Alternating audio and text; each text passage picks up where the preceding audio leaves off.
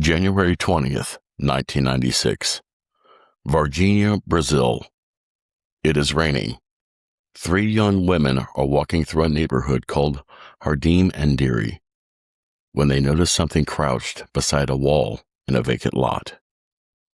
At first, it does not move. Then they see the head, too large, and the body is thin. The skin, they later say, is dark brown, almost oily. There are strange ridges and bumps on its head. And the eyes, red, not bloodshot, not reflecting a flashlight red. The 3 girls run. They tell their family they have seen something horrifying. One of the first words used to describe it, they said, "It is not an alien. It is the devil." Within hours, rumors began spreading through the city. Military vehicles, firefighters, police. Something has been captured, something taken away. And less than a month later, a 23-year-old military police officer named Marco Eli Chirizi is dead from a severe infection. Years later, people will claim that before he became sick, he had touched one of the creatures. The Brazilian military says that did not happen. Skeptics say the entire story grew from mistaken identity, coincidence, rumor, and media hysteria. But almost 30 years later, people are still talking and asking the same question. What did those 3 girls see in the rain? Welcome back to One Guy, Two Cups. Tonight we are going to Varginha, Brazil, and this one gets weird fast. If you have never heard of Varginha, imagine Roswell, except instead of the New Mexico desert, put the story in a Brazilian city of more than 100,000 people. Instead of a crash site, miles from civilization, put alleged sightings near homes, roads, hospitals, police, and military personnel. And instead of one clean story, imagine dozens of rumors arriving from different directions at almost the same time. This is what makes Varginha difficult. There is the story people tell. There is the official explanation. And between those two things is a giant fog bank filled with witnesses, denials, contradictions, and details that become creepier the longer you sit with them. So tonight, I'm not going to tell you aliens definitely crashed in Brazil, because we cannot prove that. I am going to tell you what was reported and what witnesses claim, what authorities later said, and why this case refuses to die. And I want you to decide what you think happened. Part 1. Something falls from the sky. The legend of Varginha does not begin with 3 women. In the larger UFO version of the story, strange activity was already happening in the region. Researchers would later collect accounts of unusual lights and an object apparently in trouble. One commonly repeated claim says a strange craft was seen moving low over the area before the creature's sightings. That part of the story is disputed, and the evidence is now near as solid as people on the internet sometimes make it sound. But it matters because of what supposedly happened next. The theory is that something came down near Varginha, not a clean landing, a crash. And whatever was inside got out. Now picture the geography. This is not an empty desert where something can fall out of the sky and remain unnoticed for days. Varginha is a city in a state of minus graus. People are working, driving, walking home. Children are outside. There are military facilities in the wider region. If something unusual happened, the clock would start immediately. Who sees it first? Who gets there first? Who controls the scene? And most importantly, what survived? Part 2, The Three Women. The most famous sighting happened on the afternoon of January 20th. The witnesses were sisters Lilian, Valkyrie, and Katie. They were young. They were walking through Jardim and Dairy and took a route past a vacant lot. Then they noticed the figure. Their descriptions would become the image Varginha is known for.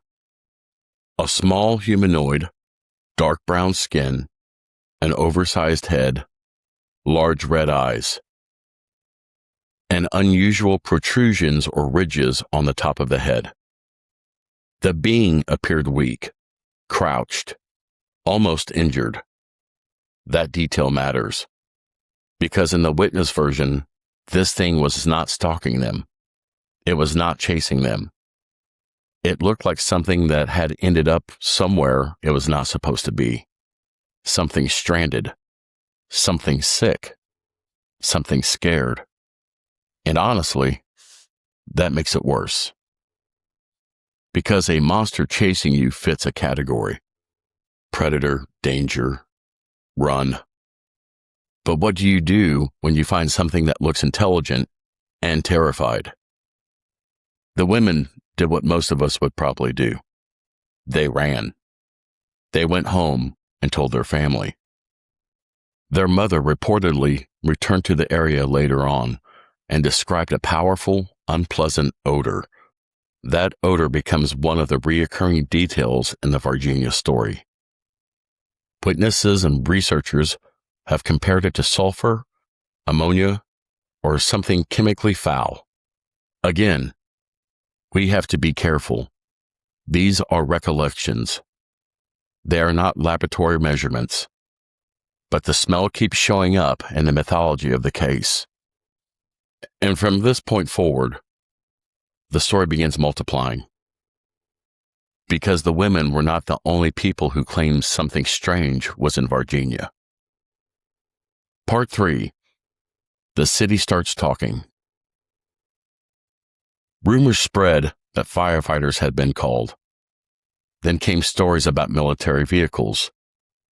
Then stories that a creature had been captured, maybe more than one. The details vary depending on the source. That is a red flag if you are investigating this scientifically. But if you are telling a horror story, it is exactly what you would expect if an entire city caught a glimpse of something it could not explain. Nobody has the whole picture. One person sees a truck, another sees soldiers. Another hears that a hospital wing was restricted. Another knows somebody whose cousin knows a firefighter. By nightfall, 10 fragments become one giant story. And this is where Varginha becomes dangerous to talk about as fact. Because rumor can imitate evidence. If enough people repeat the same thing, it starts to feel verified, even when everyone is tracing the claim back to the same original source. But there was real military activity in the region. The question is whether it had anything to do with an extraterrestrial creature. The Brazilian army later investigated the claims and rejected the alien explanation. Officials said military vehicle movements cited by UFO researchers had ordinary explanations, including maintenance and routine operations. The official inquiry also proposed a very human explanation for the creature. A local man, known by the nickname Madino, according to the inquiry, he was known to crouch in the area, and authorities suggested that in bad weather, with mud, darkness, fear, and surprise, the women could have mistaken him for something non-human. There is your skeptical explanation, and it is not ridiculous. Human perception is messy. Fear makes it messier. But the witnesses have rejected the idea that they simply saw a local man. They insist what they saw was not human. So now we have two completely different realities occupying the same vacant lot. In one, 3 frightened young women saw a muddy man crouching near a wall. In the other, they came within a few meters of something that was never supposed to be on Earth. Part 4. The Alleged Capture. This is where the story gets darker. UFO researchers have long alleged that authorities captured at least one creature.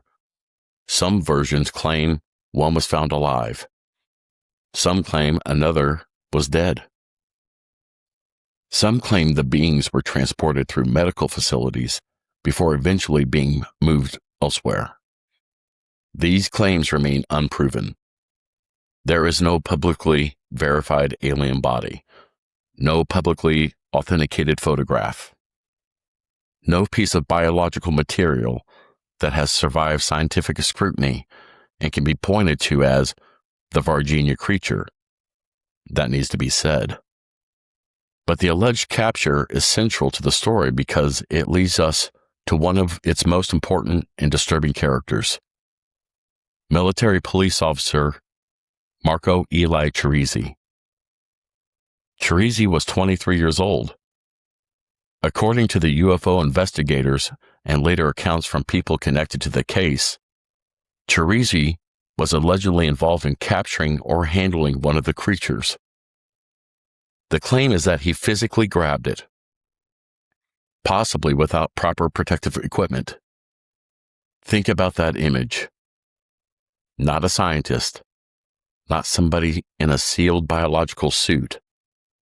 A young police officer confronted with a small unknown organism that is supposedly frightened, injured, and giving off a horrible odor. You have seconds. You do not know what it is. You do not know whether it bites. You do not know whether its skin is toxic. You do not know whether the liquid on its body is blood. You do not know what microorganisms live on it. And you put your hands on it. Now, here is where reality and legend collide. Chirizi really did become ill, and he really did die in February of 1996. The cause involved a serious infection. The UFO researchers have argued that his death could have been connected to contact with the alleged being. Authorities and skeptical accounts reject that connection, pointing instead to medical complications unrelated to any extraterrestrial encounter. There is no established evidence proving that Chirizi ever touched an unknown creature. There is no established evidence that an extraterrestrial organism caused his death. But once those two stories are connected, Varginha stopped being a weird sighting. It became a death story. Part 5. The Hospital. And then come the hospital stories. This is the section where you have to keep one hand on the brakes because the claims get extraordinary. Researchers have collected allegations that one or more beings were taken to medical facilities. There are stories of restricted areas, doctors, military personnel, unusual odors, bodies or creatures being moved. Some later witnesses have claimed direct knowledge. Other people who were there deny anything extraterrestrial occurred. There is no publicly available medical records that says patient, non-human, extraterrestrial. Species, unknown. Planet, please see attached. Nothing that easy. Instead, the Varginha case lives in testimony. Some people say something happened. Authorities say it did not. And decades pass. Memory changes. Stories sharpen. Details migrate from one witness account into another. Documentaries arrive. Books arrive. the internet arrives, and the original event becomes almost impossible to separate from the mythology growing around it. But let me give you the nightmare version for a second. Not because we know it happened, just because this is the image at the center of the legend. A hospital at night. A military vehicle outside. People being told to stay away from a room. A smell in the corridor that nobody recognizes. And behind a closed door, something breathing that should not exist. That is Varginha in one image. A closed door, and everybody arguing about what was behind it. Part 6. Why the official explanation matters. Eventually, the Brazilian military conducted inquiries into the allegations. The official conclusion was not aliens. The Army's investigation treated the sensational claims as unsupported. It offered mundane explanations for military movements and suggested the famous creature sighting could have been a case of mistaken identity involving the local man known as Medino. And one of the important things about Varginha is that even people who once promoted the case have become more cautious. Brazilian UFO researcher Eugênio Rodrigues, who was deeply involved early on, later said there was no proof that an extraterrestrial being had ever been captured. That does not prove nothing strange happened, but it is a serious warning against turning a mystery into a certainty. So if somebody tells you Varginha is completely proven, the military admitted they captured aliens, no, that is not where the evidence stands. And if somebody tells you nothing happened at all, every witness was obviously lying, that is also stronger than the available evidence allows. Something happened in Varginha in January of 1996. At minimum, 3 women became genuinely frightened by something they believed they saw. Their account became a national story. Authorities investigated. Rumors of military involvement exploded. A young police officer died weeks later and became permanently attached to the legend. The unresolved question is whether these things are connected, or whether humans connected them afterward. Part 7. The creepiest possibility. Here is the part that gets under my skin. Suppose the official explanation is basically right. No aliens, no crashed craft, no secret biological recovery. Just 3 women misidentified somebody in bad weather. Rumors spread. Routine military activity gets folded into the story. A police officer tragically dies from an unrelated infection. People connect dots that were never connected. That is believable. And that happens. But now flip it. Suppose the witnesses were right about one thing. Not everything. Just one thing. Suppose the figure in the lot was not human. You do not need the entire conspiracy. You do not need an American transport plane. You do not need secret laboratories. You do not need 20 soldiers carrying alien coffins. All you need is one frightened creature, crouched beside a wall, in the rain. That alone changes everything. Because if that happened, then for at least a few minutes on January 20th, 1996, the biggest discovery in human history was sitting in a vacant lot in a Brazilian neighborhood. No presidential announcement, no scientists, no cameras broadcasting worldwide, just 3 young women walking home. And whatever it was, looked back at them. Today, Varginha has embraced the legend. The alien became part of the city's identity. There are alien images, tourist references, even UFO-inspired architecture. Something terrifying became folklore. Folklore became branding. And maybe that is what humans always do with fear. Give it a face, give it a name, sell a little statue of it. Because once you can laugh at the monster, maybe the monster gets smaller, but the original image is still there. January, rain, a vacant lot. 3 women stop walking. There is something crouched near the wall. It has not announced itself. It has not landed on the White House lawn. It has not asked to speak to our leader. It looks hurt. Its skin is dark and wet. Its head is too large, and its eyes are red. The women stare. The creature stares back. And for one moment, neither side knows what the other is going to do. Then the humans run. After that, everything becomes noise. Police, military trucks, hospitals, rumors, investigators, denials, books, documentaries, arguments. Almost 30 years of people screaming at each other about what happened. But I keep coming back to the quiet part, before the conspiracy, before the media, before anybody had time to build a story.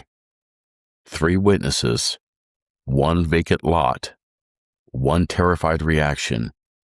Maybe they saw a man in the mud. Maybe fear turned an ordinary shape into a monster. That is possible. But if they did not, then somewhere in the official history of January 20th, 1996, there is a missing sentence.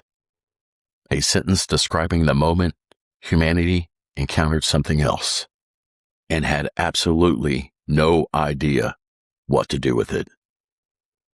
So what do you think? Massive misunderstanding? One of the greatest UFO legends ever created?